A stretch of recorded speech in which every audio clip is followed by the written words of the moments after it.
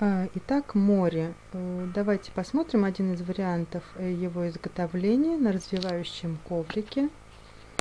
Вот, что мы с вами сделали. Мы на подкладочку наших карманчиков, да, нашили уже липучки. Все это аккуратно наложили на вот такие открывающиеся окошечки. Вот, поверх еще такой вот шуршащий целлофан раскладываем аккуратненько. И затем просто фиксируем все английскими булавками. То же самое аккуратно, старайтесь не сдвигать контуры. Вот, не торопитесь.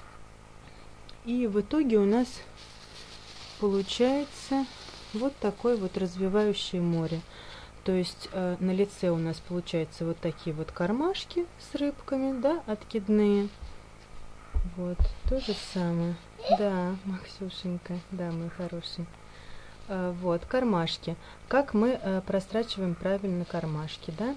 То есть сначала фиксируем отсюда, начинаем строчку, фиксируем вот саму створку, да.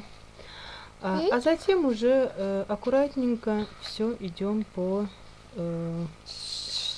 самому контуру, по периметру отстрачиваем.